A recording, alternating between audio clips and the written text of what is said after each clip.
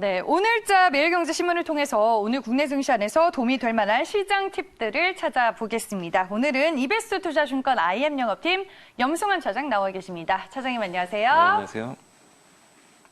네, 11월 7일 목요일입니다. 매일경제 주간 브리핑, 오늘은 신문 일면의 기사부터 살펴보도록 하겠습니다. 네, 먼저 제목을 확인해 보도록 할게요. 여의도 그리고 아현까지 27개 동 분양가 상한제라는 헤드라인이 있습니다. 기사 내용을 좀 자세하게 확인을 해볼게요. 정부가 4년 반 만에 부활시킨 민간 택지 분양가 상한제의 첫 적용 지역이 발표가 됐습니다.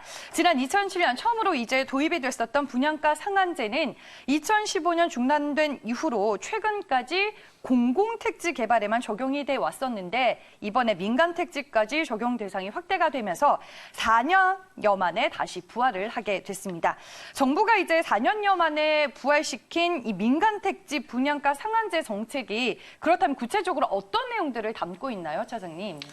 일단 이제 이번에 선정된 이렇게 동들을 보니까 네. 사실은 좀 예상했던 데도 있지만 포함이 안 된 데도 좀 있더라고요. 보니까 뭐 과천 같은 거는 굉장히 좀 유력했는데 거기서 또 의외로 또 선정이 안 된 데도 있는데, 그러니까 근데 이제 국토부 장관 얘기를 이렇게 종합을 해보면 이번에는 어떻게 보면 이제 1차적인 어떤 지역을 선정했다고 좀 보시면 좋을 것 같고, 뭐 과천이나 다른 데서 이제 다시 또 집값 상승 뭐 움직임들이 보이면은 아마 그쪽 지방까지 이게 2차적으로 이제 추가로 확대될 가능성이 있기 때문에 어떻게 분양가 상한제는 결국엔 지금 1차는 약간 어떻게 보면 시범적인 운영 성격인 것 같고요. 본격적으로 이제 집값 움직임에 따라서는 계속 더 단위가 확대될 수 있기 때문에 앞으로 흐름은 우리가 조금 더 지켜봐야 될 것 같고요. 사실 이제 분양가 상한제라는 게 박근혜 대통령 있을 때 네. 어쨌든 이제 중단이 됐었죠. 이제 그때는 사실은 어떻게 보면 이제 2015년도에 지금 정책과는 굉장히 좀 반대인 게 뭐냐면은 지금은 어떻게 보면은 좀 수도권 쪽에 대한 이제 개발을 좀 더 늘리고 어떻게 보면 이제 서울 쪽은 좀 이제 억제하는 정책들이 좀 나오고 네. 있는데 그 당시에는 또 굉장히 반대였죠. 수도권 뭐 신도시 개발이나 이런 것들은 좀 억제를 하고 어떻게 보면 이제 서울 쪽에 좀 집중하는 그런 모습들이 좀 나왔는데 어쨌든 지금은 이제 분양가 상한제를 통해 가지고 집값을 좀 잡겠다는 그런 강력한 의지가 좀 보이기 때문에 전반적으로 뭐 건설업종에도 좀 부정적으로 좀 작용할 수 있다라고 좀 보시면 좀 좋을 것 같고 어쨌든 이제 분양가 상한제가 시행이 되게 되면은 집값이 뭐 어떻게 보면 좀 안정화가 되는 쪽으로 이제 정부가 좀 방점을 좀 잡고 있는데 이게 또 사실은 좀 이 주택 공급에 대한 또 불안 요소로도 좀 작용을 할 수가 네. 있잖아요. 아무래도 또 위축이 좀 될 수 있기 때문에 그래서 정부에서 이게 예전에 노무현 대통령 있을 때는 2003년도인가요? 그때 이제 그 이후로 2007년도 이제 시행을 했을 때는 이 대단위죠. 이제 거의 뭐 전국 단위로 다 이제 광범위하게 좀 시행을 했었는데 이번에는 이제 아무래도 공급에 대한 좀 부분들 또 국내 경기가 워낙 안 좋다 보니까 이게 또 자칫하면은 역풍을 또 맞을 수도 있잖아요. 그러다 보니까 결국엔 핀셋 지정이라 그러죠. 일부 동만 네. 일단은 좀 한정을 지어서 한 거기 때문에 어쨌든 지금은 우리가 좀 향후 흐름은 좀 지켜봐야 되겠지만 어쨌든 분양가 상한제가 이제 본격적으로 시행은 됐기 때문에 앞으로 흐름들은 조금 더 지켜봐야 될 것 같습니다. 아니 뭐 부동산 시장도 부동산 시장이지만 전일 이제 발표가 된 정부 정책으로 인해서 뭐 국내 증시 안에서 건설주들은 또 어떤 영향을 받을지가 궁금합니다. 올해 들어서 참 많은 부동산 대책들이 발표가 됐고 최근에 인프라 투자 계획도 정부 측에서 얘기를 했는데 건설주들이 또 어떤 영향을 받게 될까요? 사실은 이게 2015년도에 분양가 상한제가 이제 폐지가 됐을 때 네. 그때 어땠냐면 건설주들 영업이익이요. 그러니까 영업이익률이 무려 이제 5%나 증가를 해버렸어요. 그러니까 단위가 5천억 벌던 회사, 그러니까 5천억에서 이익이 9천억대 뭐 이상으로 이렇게 점프를 해버린 거죠. 그래서 건설주들이 재평가를 또 한번 받았는데 그게 사실 이제 분양가 상한제가 폐지가 되면서인데 이게 영향을 무시할 수 없습니다. 왜냐하면 국내 회사들 같은 경우는 사실 SOC나 토목 사업은 마진이 너무나 낮아요. 그래서 거기서 돈 벌긴 쉽지 않고 아니면 결국 삼성 엔지니어링처럼 아예 해외에서 수주를 잘해서 돈 벌면은 뭐 좋지만 해외 쪽에서도 뭐 아시겠지만 그동안 뭐 일회성 뭐 원가 비용 이런 게 잡혀가지고 어마어마하게 손실을 많이 봤잖아요. 결국엔 마진이 나오는데 국내 주택밖에 없는데 이게 어떻게 보면은 아까 말씀드린 대로 다시 시행이 되게 되면 그 5%의 이익이 다시 줄어드는 거거든요. 그러니까 네. 건설회사 입장에서는 지금 당장 영향은 없어요. 근데 이게 이제 시행이 앞으로 계속 되게 되면은 마진 축소는 불가피합니다. 그러니까 당연히 불편한 이슈죠. 그래서 그 올해 이제 분양가 상한제 언급이 나오면서부터 계속해서 이제 시장보다 건설주들이 부진했던 이유가 그런 요인 때문이라고 보시면 좋을 것 같아요. 그래서 건설주들에 대해서는 이미 저는 반영은 됐다고 생각하지만 이게 시행이 된 이상 시장을 이길 수 있는 업종은 아니라고 좀 보고 있습니다. 계속해서 이게 네. 부담이, 그러니까 이익이 안 보이는데 투자자분들 께서도 생각을 하실 거 아니에요. 이익이 뭔가 성장이 보여야 우리가 투자를 하는데 그게 제한돼 있으면 당연히 주가가 많이 빠졌을 때 한 번에 기술적 반등만 노리는 그런 그 흐름들이 좀 나올 수 있는 거지 추세적인 그런 상승은 좀 어렵습니다. 다만 이제 물어보신 대로 SOC 투자는 이제 광역 도시라든가 여러 가지 뭐 신도시도 좀 개발을 할 거고 또 철도라든가 GTX 이런 것들 하잖아요. 그러니까 그런 것들을 종합해 봤을 때 SOC 투자 늘어나니까 거기에 들어가는 여러 가지 뭐 골조라든가 시멘트라든가 뭐 콘크리트 파일 같은 이제 그 건자재 쪽은 수요가 많이 늘어날 수도 있거든요. 그러니까 정부에서 그쪽을 이제 밀어주니까 그런 부분에 있어서 저는 건설회사보다는 좀 건자재, 시멘트 이쪽에는 좀 투자 포인트를 더 잡고 좀 대응을 하시는 전략이 좀 필요할 거라고 생각합니다. 네, 알겠습니다. 첫 번째 기사 내용은 일면에 실린 내용으로 살펴봤고요. 좀 자세한 내용은 매일경제신문 3면에도 실려 있다는 점 참고하시길 바랍니다. 다음은 이제 매일경제신문 국제면으로 가보겠습니다. 네, 오늘자 신문 10면에 실린 기사인데요. 제목부터 확인을 해볼게요. 이 미국, 중국 제품 일부 관세 철회, 중국은 전부 폐기입니다. 기사 내용을 좀 자세하게 확인을 해보면요.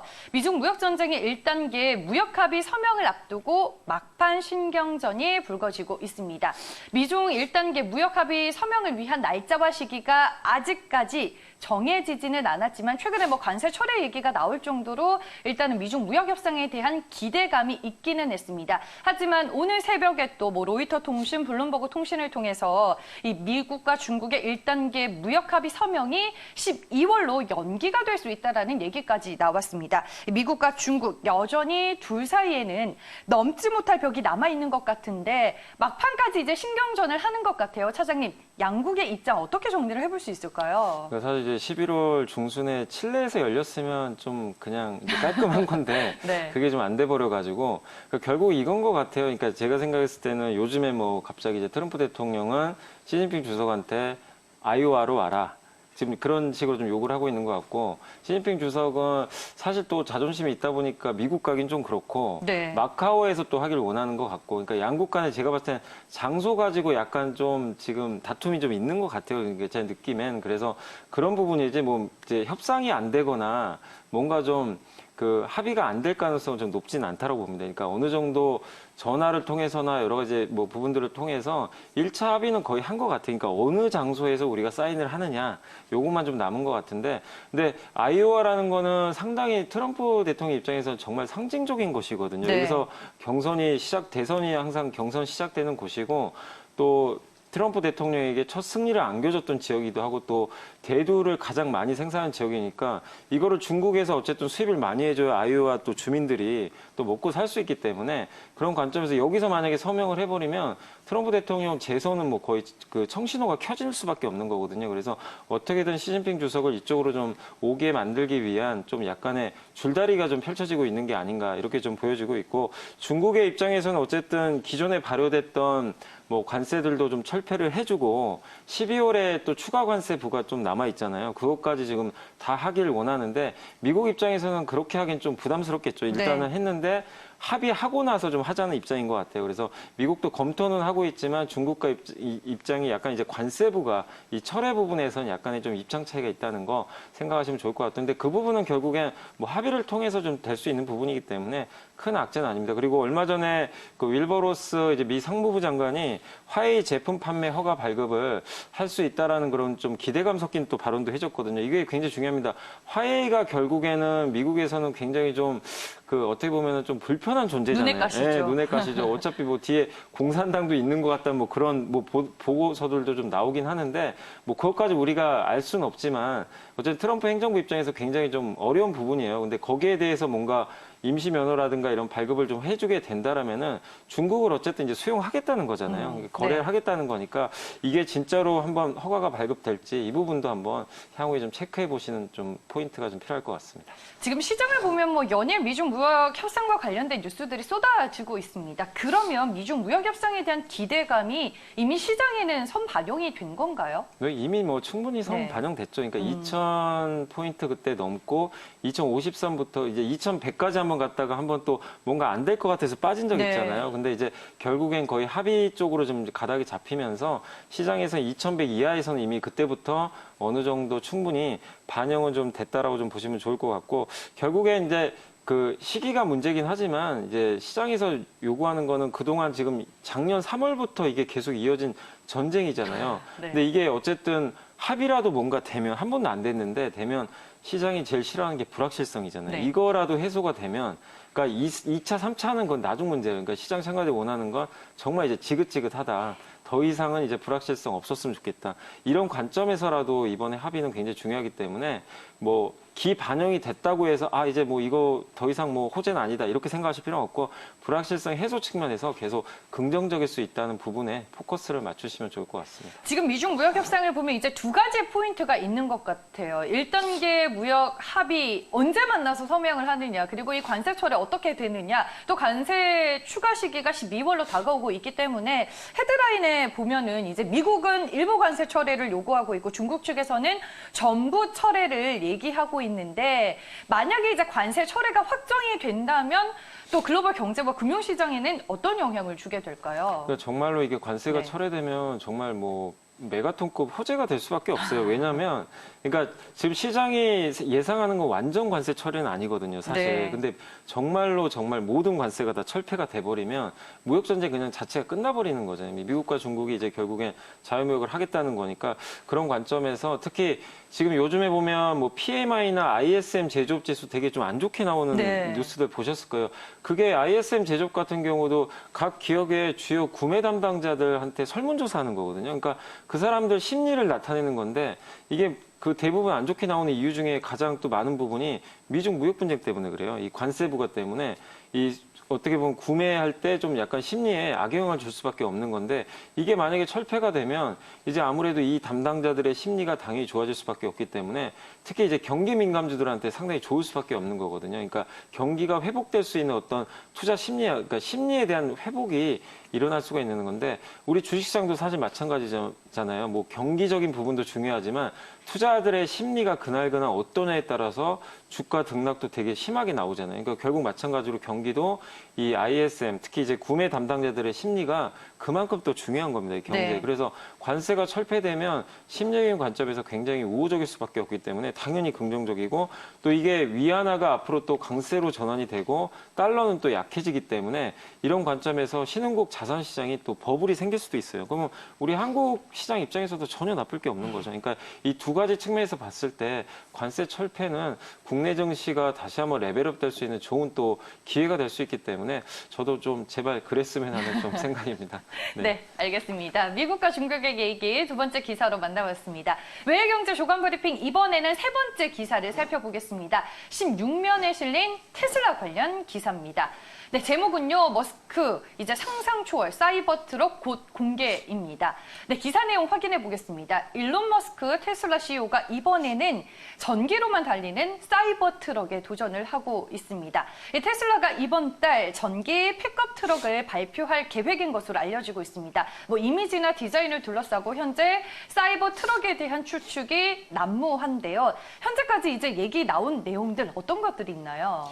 일단 이제 이게 영화 블레이드 러너에서 뭐 영감을 받아서 뭐 디자인을 했다라고 하는데 아무튼 굉장히 좀 대단한 또 분이고 괴짜잖아요. 뭐 네. 스페이스 X 뭐 화성에 또 우주선도 쏘겠다 뭐 하셨던 분이고 여러 가지 뭐 사업들 우리가 상상만 그러니까 머릿속으로 그렸던 거를 직접 이제 만드시는 분이기 때문에 굉장히 좀 그 추진력도 대단한 것 같긴 한데 어쨌든 이제 사이버 트럭 같은 경우는 600km 이상의 어떤 이제 주행 거리를 가질 수 있는 하나의 이제 어떻게 보면 운송 수단이 되겠죠. 네. 그래서 굉장히 좀 이게 나오면은 또 어떻게 보면 이제 운송 관련된 이제 업무에 종사하시는 분들 같은 경우 또 사업을 하는 분들은 굉장히 또 좋을 수 있겠죠. 아무래도 또 저렴한 가격에 또 나올 수도 있고 또 테슬라가 미국에서 어쨌든 전기차 인프라를 잘 깔아놨잖아요. 그걸 또 이용할 수 있기 때문에 굉장히 미국 경기에도 도움이 될 수 있는 그런 부분이니까 일반적인 승용차가 아니라 이 트럭 같은 경우는 어쨌든 비즈니스에 활용할 수 있는 그런 모델인데 제가 예전에도 여기 한번 와가지고 수소차하고 이제 전기차 한번 분석해 드는데 사실은 수소차가 더 유리한 면도 있거든요. 이런 이제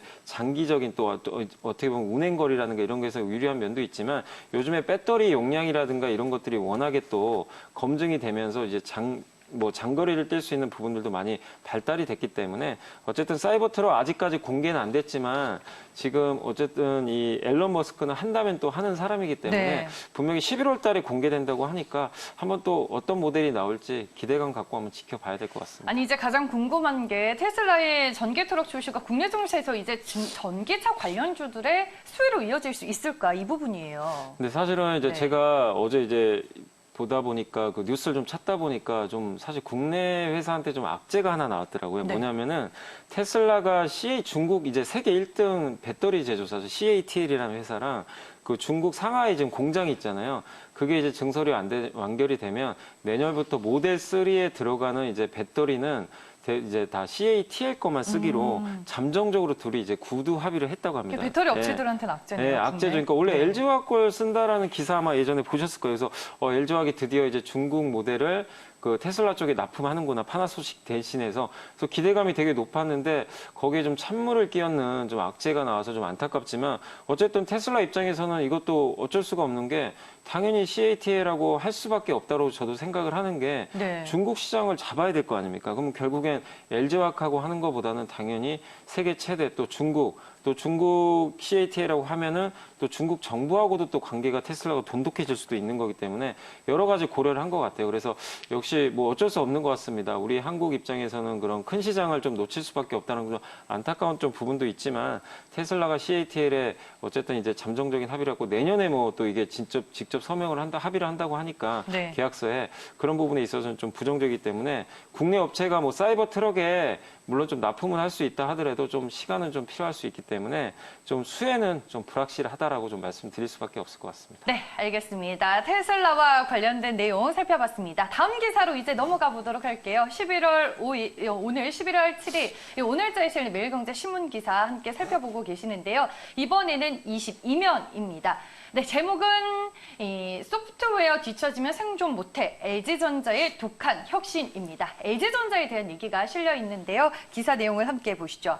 LG전자가 이 제조 기술과 더불어서 소프트웨어 역량 확대에 전사적으로 노력을 기울이고 있습니다. 뭐 이 얘기는 비단 LG전자만의 얘기는 아닌 것 같은데 LG전자가 이제 소프트웨어 역량과 핵심 기술 개발을 강화하기 위해 어떤 노력과 적극적인 행보를 또 최근에 보이고 있고 이렇게 노력을 기울이는 이유는 뭐라고 볼 수 있을까요? 그러니까 어차피 지금 이제 5G 시대가 시작이 됐잖아요. 5G의 가장 중요한 목적이 우리가 뭐 통화 품질이 좋거나 뭐 동영상을 더 이게 사실은 아니에요. 맞아요. 그러니까 이거는 네. 그냥 LTE만 있어도 다 할 수가 있습니다. 그래서 사실 우리가 쓰는 스마트폰은 다 지금 LTE만 있어도 충분히 쓸 수 있습니다. 굳이 5G가 필요 없는데 5G를 하는 목적은 자율주행이라든가 어떻게 보면 사물과 사물 간의 통신이잖아요. 우리가 집에서 흔히 뭐 스마트폰을 가지고 여러 가지 뭐 가전제품도 이제 제어를 할 수 있고 아니면 가전제품끼리 서로 통신을 해가지고 서로 연결을 해서 제어하고 이제 AI까지 좀 가능하게 하는 게 어떻게 보면 5G의 가장 큰 목적이기 때문에 거기에 관련돼서 이제 앞으로 이런 시대가 도래를 했을 때 가장 중요한 게 물론 하드웨어도 있지만 기존의 가전제품은 그냥 놓여 있는 거잖아요. 우리가 다 수동으로 조작을 하는 건데 결국에 이제 거기에 인공지능 소프트웨어가 탑재가 되면은 5G랑 연결이 돼서 모든 걸 다 자동으로 제어할 수가 있는 거기 때문에 AI 시대에 있어서 제일 중요한 게 결국 소프트웨어고 그걸 하기 위해서는 OS 이제 운영 체제가 있어야 되는데 사실 뭐 아마존의 알렉사도 그렇고 다 이제 삼성전자의 어떻게 보면 이제 빅스비도 마찬가지고 네. 다 인공지능 플랫폼이잖아요. 음성 인식을 통한. 그러니까 한마디로 LG전자 입장에서도 결국 이쪽을 지금 가전은 워낙 잘 판매를 하고 있지만 소프트웨어 쪽이 워낙에 좀 그 인지도도 낮고 이렇게 좀 기술력이 좀 부족하다는 인식이 있다 보니까 자기네들이 기술력도 좀 가시를 하고 또 주요한 업체들 소스를 좀 공개를 해가지고 주요한 업체들과 다 협업을 해서 생태계를 한번 키워보자는 목적인 것 같아요. 네. 그래서 LG전자의 의도는 분명히 좋습니다. 이쪽에 좀 부족한 부분을 좀 채워놓겠다는 그런 입장이기 때문에 분명히 이런 전략은 좀 좋겠지만 이게 어느 정도 성과가 있을지는 우리가 좀 차근차근히 앞으로 더 확인은 해봐야 될 것 같습니다. 네, 알겠습니다. LG전자의 주가는 어제 어떻게 마감이 됐는지 한번 살펴보도록 하겠습니다. 최근에 LG전자의 주가 추이는 10월 들어서 좀 횡보하는 흐름들이 연출이 됐습니다. 옆으로 이제 좀 조정을 받는 모습들이 확인이 됐는데 전일 주가 0.59% 오른 68,700원에 마감이 됐습니다.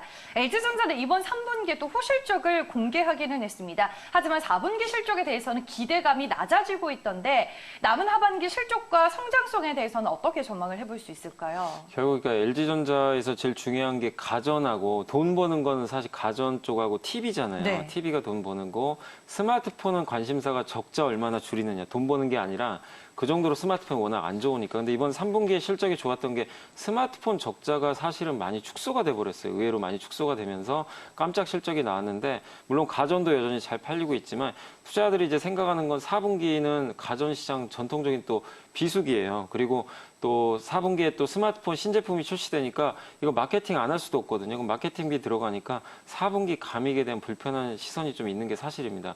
그래서 이런 관점을 봤을 때 LG전자가 지금 그 어떤 모멘텀을 받기가 상당히 좀 어려운 상황입니다. 그러니까 3분기 실적을 냈는데도 주가가 최근에 지지부진한 이유 중에 하나가 앞으로 실적 좀 꺾일 텐데 이게 뭐 좋아질 게 있겠냐 이런 이제 네. 시선들이 좀 쏠리다 보니까 투자들이 좀 불편한 거죠. 그리고 5G 스마트폰이 이제 나왔는데 LG전자가 과연 애플도 내년에 출시를 할 텐데 애플, 화웨이, 삼성전자 틈에 껴가지고 5G 스마트폰에서 과연 경쟁력 있는 모델을 내놓을 것인지 내놔도 잘 팔릴 것인지 이것도 내년에 확인해봐야 됩니다. 그러니까 가전은 다 잘하는 건 알지만 그거 가지고는 레벨업을 못해요. 네. 결국엔 스마트폰에서 흑자가 언제 나오느냐 여기에 포인트를 맞춰봐야 되기 때문에 아직까지는 좀 보수적으로 LG전자 좀 보는 게 좀 맞다라고 보여집니다. 뭐 잘하던 거야 계속 잘하겠지만 이제 못하던 거를 네. 얼마나 바꾸는지가 중요하다라고 얘기를 해주셨습니다. 이제 마지막 기사 보겠습니다. 매일경제신문 24면의 기사입니다. 국내 증시안에서 외국인들의 수급에 대한 얘기가 실려 있습니다. 제목은 돌아온 외국인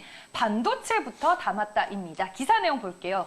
이 코스피로 돌아온 외국인들이 가장 많이 사들인 종목이 바로 삼성전자였습니다. 외국인들 삼성전자 왜 이렇게 많이 샀을까요? 그러면 일단 이제 제일 중요한 거는 달러 약세입니다. 달러가 요새 계속 약한데 이 달러 약세다 보니까 신흥국으로 실제적으로 신흥국 주식형 펀드로 정말 엄청난 자금이 지금 최근에 들어오고 있대요. 그 중에 일부가 이제 한국에 들어오다 보니까 결국엔 그쪽에서 국내 또 시총 1위 종목이잖아요. 그래서 삼성전자 하이닉스를 지금 계속해서 담고 있다 이렇게 보시면 되겠고 두 번째는 역시 반도체 기대감이에요. 반도체 업황이 보통은 이제 18개월 정도가 불황인데 네. 작년 3분기부터 안 좋았잖아요. 그러면은 올해 4분기가 18개월 되는 해예요. 그러니까 올해 12월까지가 결국 그렇게 봤을 때는 이제 얼마 안 남았습니다. 그럼 내년에는 업황이 돌려요. 반도체. 특히 최근에 D램 재고도 축소되고 있고 삼성전자 하이닉스도 내년에 D램 쪽은 투자를 줄이거든요. 결국엔 공급이 줄어드니까 내년도에는 가격 반등까지 예상이 됩니다. 그러니까 그런 것들을 염두에 두고 선제적으로 외국인들이 삼성전자 주가도 그렇게 비싼 편은 아니거든요. 그래서 매수를 하고 있고 또 거기다가 최근에 네. 스마트폰 굉장히 또 판매 잘했잖아요. 맞아요. 그러니까 그 안 좋았던 사업부까지 좋아지니까 이런 것들 펀더멘탈까지 가미되고 아까 말씀드린 환율적인 요인까지 가미가 돼서 삼성전자에 대한 로브콜이 계속해서 가속화되고 있다라고 보시면 좋을 것 같습니다. 그러면은 이제 앞으로 외국인들의 매수세 지속 여부와 더불어 다른 업종으로 이 매수세가 확산될 수 있을지 이 부분에 대해서 궁금하네요. 저는 이제 계속해서 순매수 가능성이 높다고 봅니다. 제일 중요한 게 외국인들 입장에서는 결국 달러거든요. 달러가 약해지면 신흥국 자산이 올라가니까 통화가 올라가니까 당연히 한국형 자산에도 투자를 할 수밖에 없는 건데 결국에 한국 시장은 그동안 좀 굉장히 부진했기 때문에 상대적으로도 올해 주가 수익률이 좀 이제 플러스권으로 전환이 됐지만 여타 신흥국에 비해서는 굉장히 부진한 수익률입니다. 아직까지도. 그런 관점에서 봤을 때 이게 계속해서 확산될 가능성이 높고 제가 봤을 때는 저는 자동차하고 게임주 좀 주목을 하고 있는데 왜냐하면 얘네가 뭐 당장 좋다가 아니라 그러니까 최근에 자동차 게임주들이 좀 주가 부진하잖아요. 부진한 이유 중에 하나가 올해 좀 사실 좋긴 했어요. 미리 좀 좋아가지고 최근에 수익률 면에서 떨어지지만 외국인들이 좀 많이 비워놨어요. 그러니까 우리가 흔히 빈집털이라 그러잖아요. 그러니까 비어 있어요. 그러니까 요즘에 보면 기관이나 외국인들이 비어 있는 종목들 많이 사서 올리거든요. 맞아요. 그러니까 이마트도 어제 또 갑자기 급등했죠. LG 디스플레이 어제 신세계 같은 거 다 곳간이 비어 있었어요. 그러니까 결국에 최근에 좀 비어 있는 제가 업종을 찾아보니까 자동차라든가 또 아니면 이제 얼마 후면 나올 그 리니지 2에 대한 기대감이 있는 네. NC소프트도 많이 비어 있는데 그런 쪽에 대해 있는 이제 빈집털이를 한번 좀 할 수가 있기 때문에 자동차하고 게임주 또 실적 좋잖아요. 그래서 이쪽에 대해서 확산되는지 한번 체크해 보시는 전략도 좀 필요할 것 같습니다. 네, 알겠습니다. 수급 모멘텀과 함께 외국인과 기관이 어떤 종목을 빈집 털이를 하는지 잘 보자라고 말씀을 해주셨습니다. 네, 이렇게 해서 오늘 매일경제신문을 통해서 시장의 트렌드들 알아봤고요. 오늘 이 시간은 이베스트 투자증권 IM 영업팀 염승환 차장과 함께했습니다. 오늘 말씀 고맙습니다.